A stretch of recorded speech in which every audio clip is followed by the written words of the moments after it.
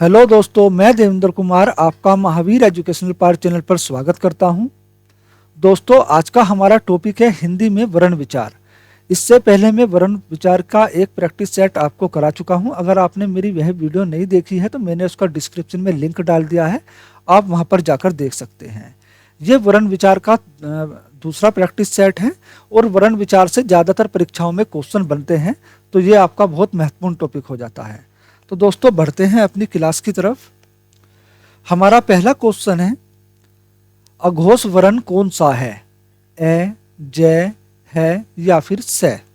तो दोस्तों, पहले ये जानिए अघोष क्या होते हैं, अघोष कौन से वर्ण होते हैं। ठीक है ना। अघोष पर वे वर्ण होते हैं जिनके उच्चारण में नाद, गूंज या कंपन कम होता है। ठीक है ना।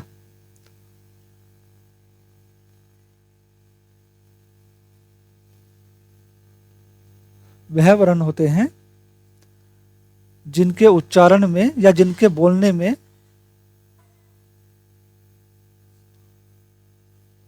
नाद, गूंज या कंपन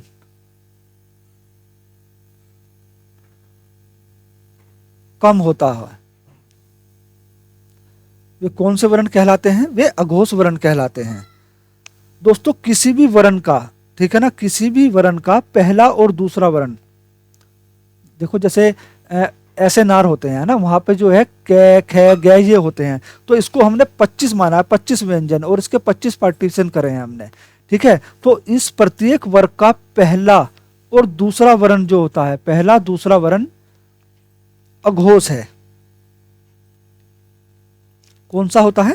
अघोष होता है। जबकि तीसरा, चौथा और पांचवा वर्ण कौन सा होता है? यह सघोष होता है। और सभी गैर स्वर, ठीक है ना, इनके अलावा सभी गैर स्वर और अंतस्थ व्यंजन, ये रह अंतस्थ व्यंजन, ये सभी क्या कहलाते हैं? ये सभी अघोष वर्ण कहलाते हैं। तो यहां हमारा option number A right answer हो जाएगा, ए, क्योंकि ए एक स्वर है। स्वर मतलब मात्रा है। हमारा अगला प्रश्न है, संबल में कौन सी ध्वनि है? संपृक्त, संयुक्त, युग्मक या फिर इनमें से कोई नहीं? तो दोस्तों, संबल में संकृत ध्वनि है। यहां हमारा option number A right answer होगा। अधोलिखित शब्द का कौन सा रूप वर्तनी की दृष्टि से शुद्ध है? परमात्मा, परमात्मा, परमात्मा या फिर परमात्मा? दोस्तों, हमारा ऑप्शन नंबर बी है, राइट आंसर हो जाएगा परमात्मा। इनमें से शुद्ध वर्तनी वाला शब्द कौन सा है? घनिष्ठ, घनिष्ठ, घनिष्ठ या फिर घनिष्ठ? तो दोस्तों, हमारा option number C right answer हो जाएगा, घनिष्ठ।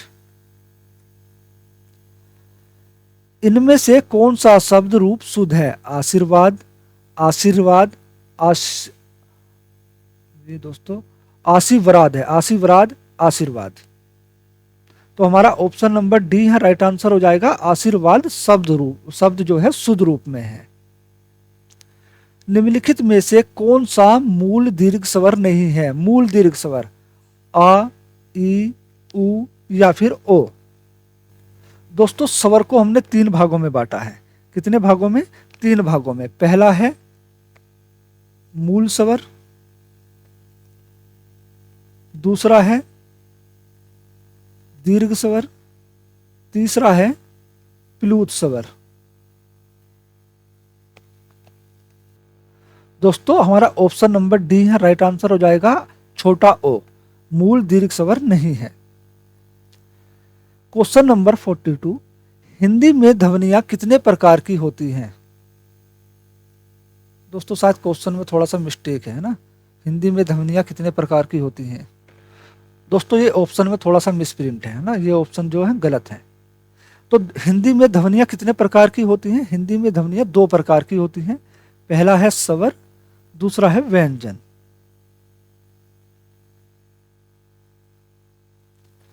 क्वेश्चन नंबर 43, मात्रा के आधार पर स्वर कितने प्रकार के होते हैं? 2, 3, 4 या फिर 5?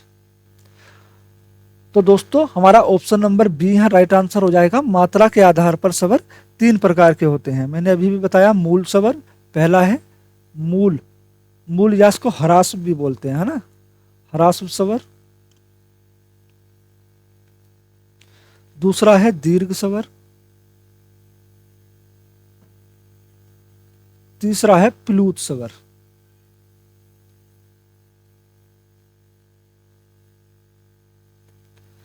जिह्वा के आधार पर स्वर के कितने प्रकार होते हैं? दोस्तों जिह्वा मतलब जीभ, जीभ के आधार पर स्वरों को 3 भागों में बांटा गया है। ठीक है, ये 3 भाग कौन कौन से हैं? वे है अग्र स्वर,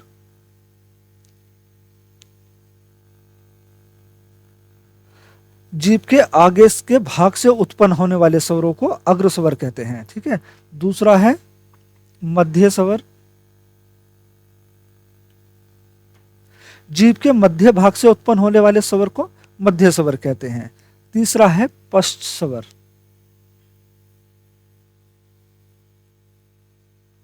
जीभ के पीछे वाले भाग से उत्पन्न होने वाले स्वर को पश्च स्वर कहते हैं, पश्च स्वर कहते हैं। दोस्तों अग्र स्वर कौन कौन से होते हैं? अग्र स्वर होते हैं बड़ा ई, छोटा ए, बड़ा ए और री। ठीक है दोस्तों, वैसे री की इसमें ज्यादातर में गणना नहीं की जाती है। ठीक है ना, ये 3 मेन है अग्र स्वर में। और मध्य स्वर से उत्पन्न होने वाला केवल एक ही स्वर है, वो है ए।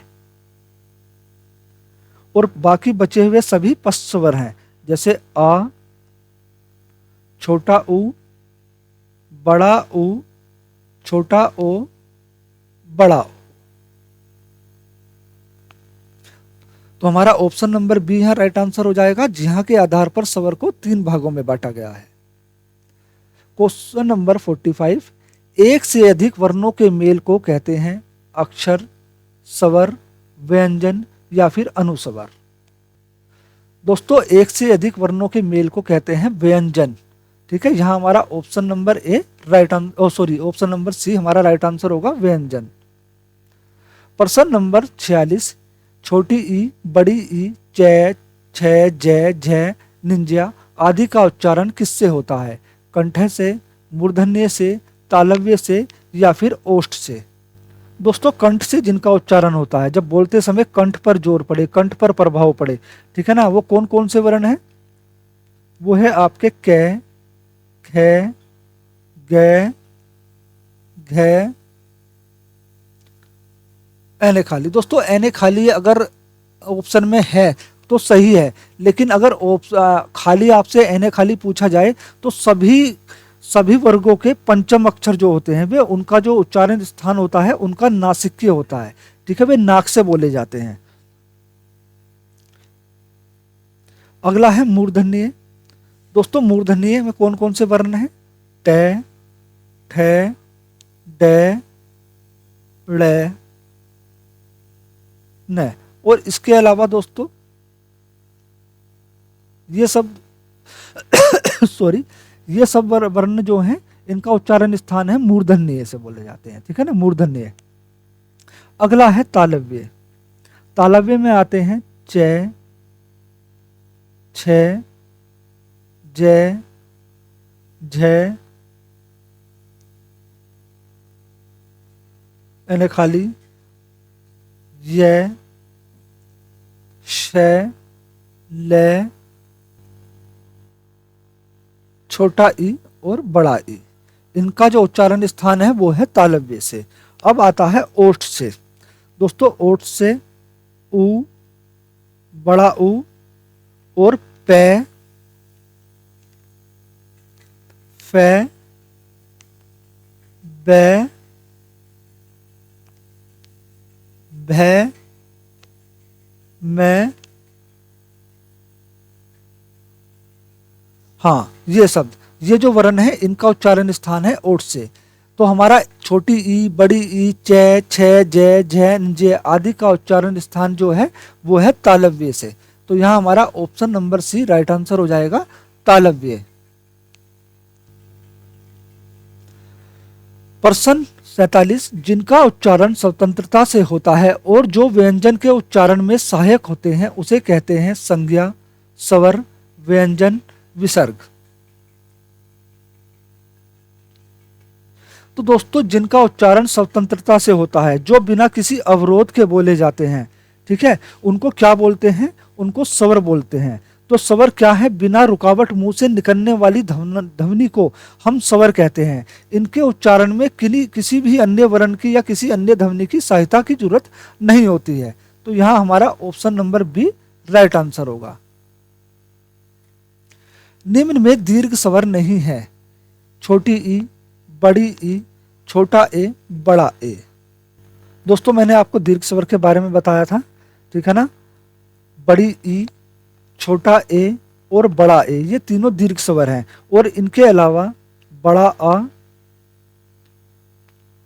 बड़ा ऊ, छोटा ओ और बड़ा ओ, ये सब क्या है? ये सब दीर्घ स्वर हैं। लेकिन छोटी ई जो है दीर्घ स्वर नहीं है। छोटी ई जो है मूल स्वर है, ठीक है ना। मूल स्वर बोलते हैं इसको, मूल स्वर या फिर ह्रास्व स्वर। तो ई हमारा दीर्घ स्वर नहीं है। यहां हमारा ऑप्शन नंबर 1 राइट आंसर होगा। प्रश्न 49, निम्न में से अंतस्थ व्यंजन कौन सा है? ग, जय, व या फिर से? दोस्तों, मैंने आपको बताया है अंतस्थ व्यंजन कौन कौन से हैं। अंतस्थ व्यंजन होते हैं य, र, ल और व, ठीक है। इनको क्या बोलते हैं? अंतस्थ व्यंजन बोलते हैं, या फिर इनको अर्धस्वर भी बोलते हैं, है ना। अर्धस्वर या अंतस्थ व्यंजन, अंतस्थ व्यंजन बोलते हैं। तो हमारा ऑप्शन नंबर सी है, राइट आंसर हो जाएगा व। दोस्तों, व जो है इससे अलग अर्धस्वर तो है ही है, साथ में ल पार्श्विक स्वर भी बोलते हैं। ल को पार्श्विक स्वर भी बोलते हैं।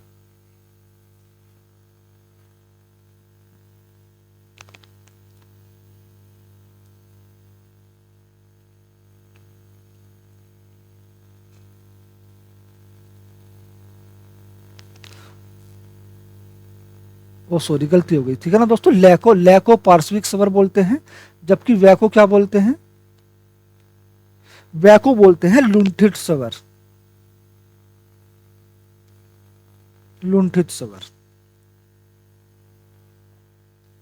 हमारा अगला प्रश्न है, निम्न में से अल्पप्राण व्यंजन कौन सा है? ग, ख, ग, घ, ठ। दोस्तों, अल्पप्राण क्या होता है? अल्पप्राण का मतलब होता है जिन वर्णों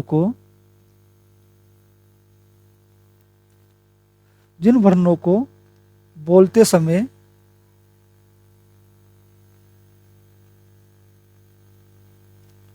कम ऊर्जा लगे, कम ऊर्जा लगे, उसे क्या बोलते हैं? उस वर्ण को या उस व्यंजन को अल्पप्राण बोलते हैं। और दोस्तों, प्रत्येक वर्ग का पहला, तीसरा और पांचवा वर्ण अल्पप्राण होता है, जबकि दूसरा और चौथा वर्ण महाप्राण होता है, ठीक है। तो हमारा जो ख है, ध्यान रखना, ख, क के बाद आता है ख, ये हुआ दूसरा वर्ण, तो ये हमारा महाप्राण है। और घ है हमारा क, ख, ग, घ, चौथा वर्ण, तो चौथा भी वर्ण जो होगा, चौथा वर्ण भी हमारा महाप्राण है। और ठ, ट के बाद आता है ठ, यानी दूसरा वर्ण, दूसरा भी वर्ण हमारा महाप्राण है। लेकिन ग क्या है? क, ख, ग, ये तीसरे नंबर पर आता है। तो पहला, तीसरा, पांचवा वर्ण हमारा अल्पप्राण होते हैं। तो हमारा option number B right answer होगा ग। निम्न में से घोष वर्ण कौन सा है? ज, क, च, ट। दोस्तों, घोष वर्ण कौन से होते हैं? घोष को सघोष भी बोलते हैं ना, घोष को सघोष भी कहते हैं। घोष या सघोष वर्ण ऐसी ध्वनियां या ऐसे वर्ण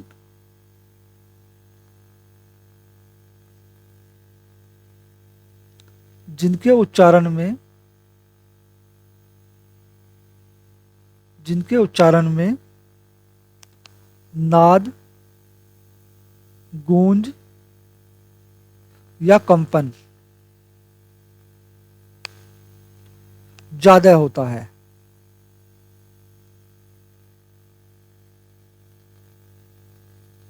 उन्हें हम सघोष वर्ण या घोष वर्ण कहते हैं। और मैंने आपको बताया था प्रत्येक वर्ग का पहला और दूसरा वर्ण जो होता है ये अघोष कहलाता है, अघोष, जबकि तीसरा, चौथा और पांचवा वर्ण सघोष कहलाता है, सघोष या घोष कहलाता है। ठीक है, तो यहां हमारा option number A right answer होगा, क्योंकि जय जो है ये तीसरा वर्ण है। ठीक है ना, ये अपने वर्ग का तीसरा वर्ण है। कैसे? च से शुरू होता है, च, छ, जय, झ। ठीक है ना, तो ये कौन सा है? तीसरा वर्ण। तीसरा वर्ण कौन सा होता है? सघोष या घोष। तो हमारा ऑप्शन नंबर ए यहाँ राइट आंसर होगा। निम्न में से ओष्ठ्य वर्ण कौन सा है? ए, आ, ई, उ। दोस्तों ओष्ठ से जिनका उच्चारण होता है वे वर्ण होते हैं हमारे छोटा उ, बड़ा उ और पै वर्ग। पै वर्ग में कौन कौन से वर्ण आते हैं? पै, फै, बै, भै। ठीक है ना, ये कौन से इनका उच्चारण स्थान क्या है? इनका उच्चारण स्थान है ओष्ठ वर्ग। ठीक है, तो हमारा छोटा ऊ किसमें है? इसमें, ऑप्शन डी। ठीक है, हमारा विकल्प डी जो होगा वो राइट आंसर होगा। काकल्य वर्ण कौन से हैं? य, से, है, ण। दोस्तों हमारा है वर्ण जो है वो काकल्य है, या इसको स्वरामुखी यंत्र भी कहते हैं, है ना, स्वर यंत्रामुखी है को। तो हमारा option number C right answer हो जाएगा, है काकल्य वर्ण है। प्रश्न है हमारा 54।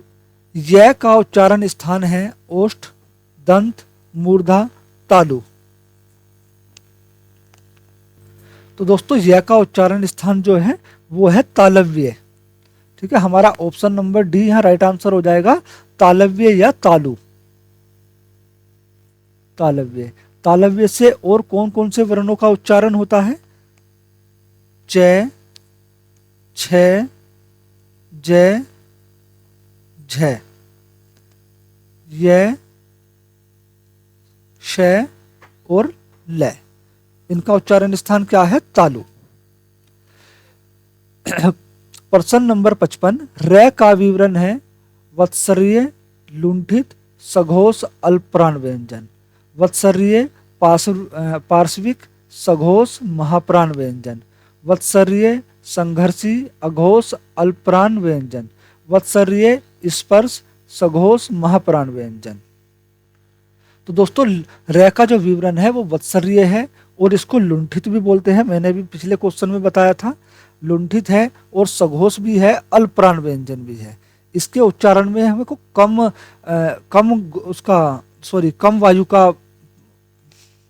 कम वायु लगानी पड़ती है, कम ऊर्जा लगानी पड़ती है। तो जिन वर्णों के उच्चारण में हमें कम ऊर्जा लगानी पड़ती है उसको हम अल्पप्राण बोलते हैं। ठीक है, तो यहाँ हमारा option number A right answer होगा। Question number 56। अंतस्थ व्यंजन और ऊष्म वर्ण कितने हैं? 6, 8, 9, 7। दोस्तों यहाँ टोटल संख्या पूछी है, तो अंतस्थ व्यंजन भी हमारे कितने हैं? 4 हैं, प्लस ऊष्म व्यंजन भी हमारे 4 हैं, तो बराबर कितने हुए? 8 हुए। अब ये अंतस्थ व्यंजन कौन से हैं? तो अंतस्थ व्यंजन है य, रे, ले, वे। और जो हमारे ऊष्म व्यंजन है वो है से, श, षटकोण और है हल। ये हमारे ऊष्म व्यंजन है, तो इनकी टोटल संख्या हुई 8। तो यहाँ हमारा option number B right answer होगा, 8। दीर्घ का वर्ण विच्छेद है ए, बी, सी या फिर डी। तो दीर्घ का जो वर्ण विच्छेद होगा वो होगा ऑप्शन नंबर ए, हमारा राइट आंसर हो जाएगा। दोस्तों कैसे? तो कभी भी नोट करना, अगर किसी भी वर्ण पर आधा अक्षर लगा हुआ है, ठीक है ना। जैसे हम इसको बोल देंगे स्रोत बोलते हैं, है ना, स्रोत बोलते हैं इसको। तो यहाँ पर आधा र नहीं है, आधा स है, पूरा र है। ध्यान रखना, ये पूरा र है लेकिन स आधा है। ठीक है, कहने का मतलब है अगर किसी वर्ण पर कोई आधा र लगा हुआ है या कोई आधी मात्रा चढ़ी हुई है तो वो आधी नहीं है, वो पूरी है। लेकिन जिस भी वर्ण पर वो आधा वर्ण या आधा स्वर लगा हुआ है वो वर्ण आधा है, स्वर या वर्ण पूरा होगा, लेकिन उससे पहले जिस पर वो लगा हुआ है वो आधा होगा। तो यहाँ क्या है, दीर्घ। दीर्घ को कैसे लिखते हैं, ये री की मात्रा, ये द, ठीक है ना, और ये प्लस है ग। तो यहाँ इसका संधि विच्छेद करेंगे तो पहले हम निकालेंगे आधा द, क्योंकि इस पर जो है री की मात्रा है। ठीक है, आधा द, तो आधा द होगा और री पूरा होगा। री क्या होगा, पूरा होगा। फिर आएगा ग और फिर आएगा ए, क्योंकि दोस्तों कोई भी वर्ण बिना स्वर के नहीं बोला जा सकता। अगर कोई भी वर्ण इस तरह से लिखा हुआ है क, ख, ग, घ, ये वर्ण सभी क्या हैं, ये पूरे वर्ण हैं। और पूरे वर्ण कब लिखे जाते हैं, स्वर की सहायता से। इनके साथ ए का उच्चारण होना ही होना है सभी के साथ। इनमें सभी में जो है ए लगा हुआ है, लेकिन वो दिखाई नहीं देता। ठीक है, अगर हम कहें इसका शुद्ध रूप क्या होगा तो इसका होगा क, ख, ग और घ, घ। ठीक है, ये वर्णों का शुद्ध रूप है, क्योंकि ये बिना स्वर के हैं। बिना स्वर के जब भी कोई वर्ण होगा तो वो आधा वर्ण कहलाया जाएगा। तो यहां हमारा option number A right answer होगा। क्वेश्चन नंबर 58, सघोष वर्ण कौन सा है, प, थ, ब या फिर स। दोस्तों सघोष वर्ण में मैंने बताया था ऐसी ध्वनियां जिनके उच्चारण में नांद और गूंज का ज्यादा प्रयोग होता है, वे सघोष कहलाती हैं या घोष कहलाती हैं। और प्रत्येक वर्ण का तीसरा, चौथा और पांचवा वर्ण क्या कहलाता है, सघोष कहलाता है। तो यहां हमारा option number C right answer होगा, ब सघोष वर्ण है।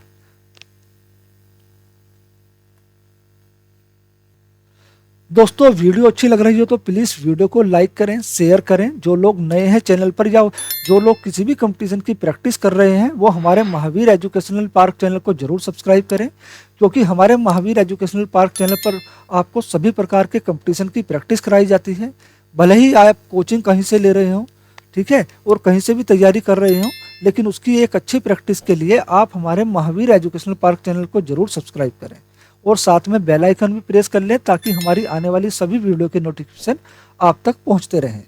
हमारा अगला प्रश्न है, उसम व्यंजन कौन सा है, ल, म, ज।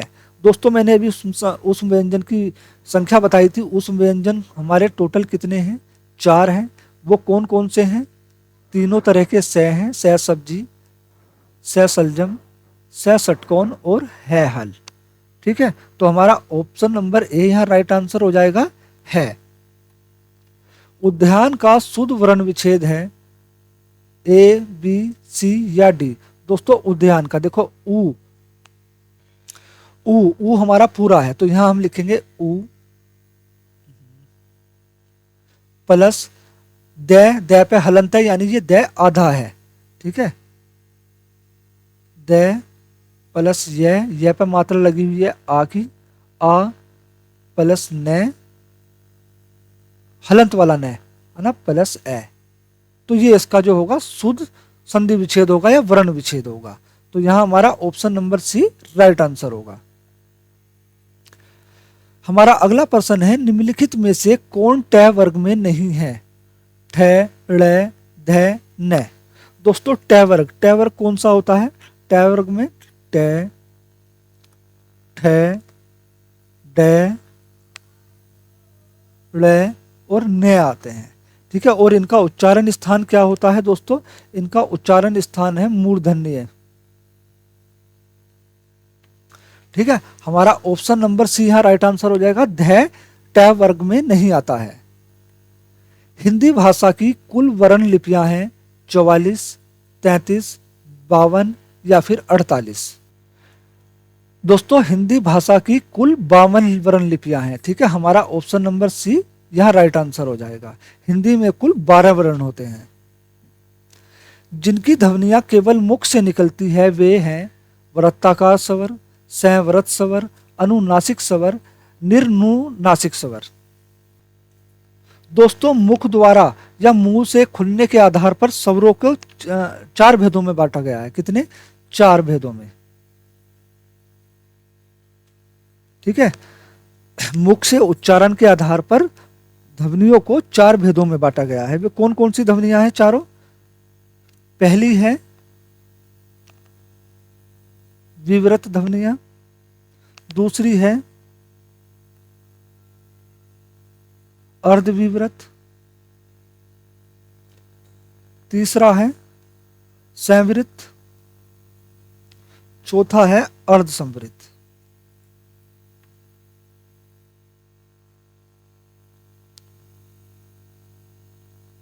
गलत हो गया, सॉरी। तो जिनकी ध्वनि केवल मुख से निकलती है उनको बोलते हैं निर्नासिक स्वर। ठीक है, यहां हमारा option number D right answer होगा। अर्धविवृत स्वर है उ, ए, आ, छोटा ए। दोस्तों मैंने भी बताया था, है ना, मुख द्वारा खुलने के आधार पर स्वरों के 4 भेद हैं। पहला है, एक बार और देख लीजिए, विवृत,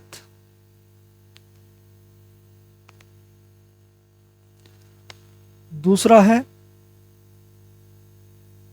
अर्धविवृत, तीसरा है संवृत, चौथा है अर्धसंवृत।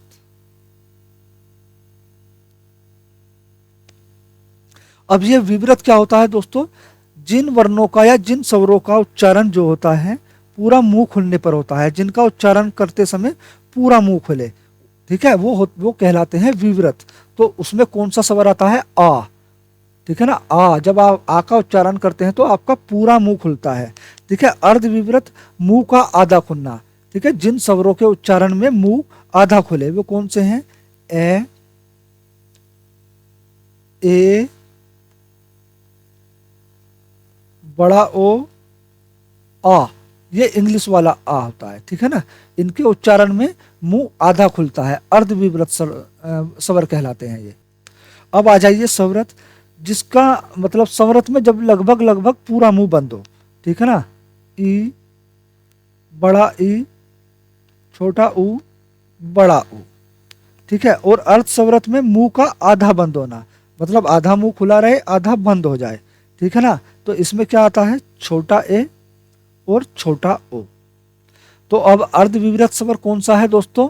ए, बड़ा ओ और इंग्लिश वाला आ। तो यहां हमारा option number B right answer हो जाएगा। बड़ा ए अर्धविवृत स्वर है। सभी स्पर्श व्यंजन कौन से वर्ग में हैं? कै, रे, ले है, ये, शे, दे, रे, कै, चे, पै, दे, है, से, रे, बे। दोस्तों स्पर्श व्यंजनों की संख्या होती है 25। ध्यान रखना, स्पर्श व्यंजनों की संख्या कितनी होती है? 25 होती है। तो जो स्पर्श व्यंजन है वो है कै, चे, पै, दे। ठीक है, तो हमारा ऑप्शन नंबर सी है, राइट आंसर हो जाएगा कै, चे, पै, दे। जबकि दोस्तों से क्या है? से हमारा उष्म व्यंजन आता है और रे हमारा अर्ध स्वर है। बै तो हमारा स्पर्श व्यंजन है, लेकिन है, से, रे नहीं है हमारा उष्म व्यंजन में आता है। ठीक है और से हमारा दोनों उष्म व्यंजन में आता है, रे हमारा अर्ध स्वर है।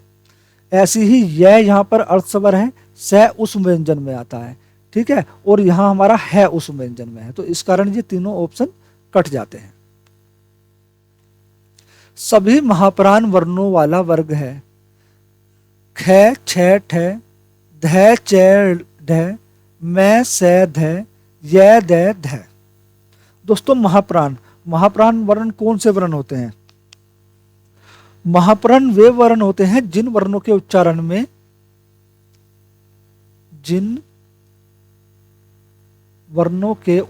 में ज्यादा ऊर्जा लगे।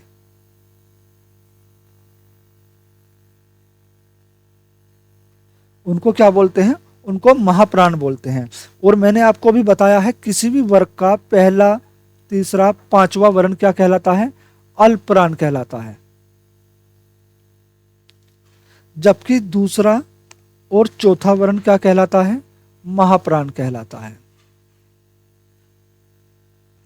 तो दोस्तों ख कौन सा वर्ण है? ख कै के बाद आता है, दूसरा है। और छ च के बाद आता है, ये भी दूसरा है। और ठ ट के बाद आता है, ये भी दूसरा वर्ण है। तो ये वाला वर्णों का समूह हमारा महाप्राण वर्णों का समूह है। तो यहां हमारा option number A right answer होगा। हमारा अगला प्रश्न है, जब एक ही ध्वनि का दायित्व हो जाए तब वह क्या कहलाता है? संयुक्त ध्वनि, युग्मक ध्वनि, संप्रेरित ध्वनि, पारस्परिक ध्वनि। जब एक ही ध्वनि का दायित्व हो जाता है तो वह कहलाता है संप्रेरित ध्वनियां। सॉरी, यहाँ हमारा option number C right answer होगा, संप्रेरित ध्वनियां। ओ सॉरी दोस्तों, युग्मक ध्वनियां कहलाता है ना, युग्मक ध्वनियां। यहाँ हमारा option number B right answer होगा। वह व्यंजन है ऊष्म, अंतस्थ, महाप्राण या फिर अघोष। दोस्तों वह जो व्यंजन होता है ये अल्पप्राण होता है। क्या होता है? अल्पप्राण। और सघोष होता है। और उस व्यंजन क्या होते हैं? उस व्यंजन होते हैं से, शैशल्यम, शैषटकोण, है हल। इनको हम उस व्यंजन बोलते हैं। अंतस्थ व्यंजन होते हैं ये, रे, ले, वे। और महाप्राण वे वर्ण होते हैं जिनके उच्चारण में ज्यादा ऊर्जा लगती है। ठीक है, ऐसी ध्वनियों के उच्चारण में ज्यादा ऊर्जा का प्रयोग होता है, उनको बोलते हैं महाप्राण। वो कौन से होते हैं? वो होते हैं प्रत्येक वर्ग के दूसरा और चौथा वर्ण महाप्राण कहलाता है। और अघोष, इनके उच्चारण में नाद गूंज का प्रयोग ना के बराबर होता है या नहीं होता, उनको अघोष वर्ण बोलते हैं। ठीक है, लेकिन वह व्यंजन क्या है? वह व्यंजन है अंतस्थ व्यंजन। यहां हमारा option number B right answer हो जाएगा। लिखित भाषा में मूल ध्वनियों के लिए जो चिन्ह मान लिए गए हैं तथा जिस रूप में ये लिखे जाते हैं उसे रिक्त स्थान कहते हैं, स्वर कहते हैं, लिपि कहते हैं, ध्वनि कहते हैं या फिर व्यंजन कहते हैं। दोस्तों ध्वनियों के जो चिन्ह मान लिए गए हैं और जिनका हम लिखित रूप में प्रयोग करते हैं तो उसे कहते हैं लिपि। यहां हमारा option number B right answer हो जाएगा, लिपि। हमारा अंतिम प्रश्न है, पे, फे, बे, भे, मैं रिक्त स्थान व्यंजन होते हैं। ये कौन से व्यंजन होते हैं? दंत्य, ओष्ठ्य, तालव्य या फिर कंठ्य। इनका उच्चारण स्थान कौन सा होता है? तो दोस्तों सबसे पहले आते हैं दंत्य पे। दंत्य जो व्यंजन होते हैं वो कौन कौन से हैं? वो है ते, थे, दे, धे, न और से। ये कैसे व्यंजन है? इनका उच्चारण स्थान क्या है? दंत्य है। अब आते हैं ओष्ठ पर। पे, फे, बे, भे और मैं। ये कौन से, इनका उच्चारण स्थान क्या है दोस्तों? इनका उच्चारण स्थान है ओष्ठ। अब आते हैं तालव्य पे। तालव्य में आते हैं चे, छे, जय, झ। और इनसे अलग आते हैं ये, शे, ले। इनका उच्चारण स्थान है तालव्य। अब बात आती है कंठ की। तो कंठ से उच्चारित होने वाले वर्ण हैं क, ख, ग, घ। ये हमारे कंठ से उच्चारित होने वाले व्यंजन होते हैं। तो दोस्तों पे, फे, बे, भे, मैं व्यंजन कौन से व्यंजन होते हैं? ये होते हैं हमारे ओष्ठ व्यंजन। इनका उच्चारण स्थान क्या है? ओष्ठ। तो यहाँ हमारा option number B right answer हो जाएगा। दोस्तों आज की क्लास यहीं पर समाप्त होती है। वीडियो अच्छी लगी हो तो प्लीज़ वीडियो को लाइक करें, शेयर करें। जो लोग नए हैं चैनल पर वो प्लीज़ चैनल को सब्सक्राइब करके बेल आइकन प्रेस कर लें, जिससे हमारी वीडियो के सभी नोटिफिकेशन आपको समय पर मिलते रहें। वीडियो देखने के लिए धन्यवाद।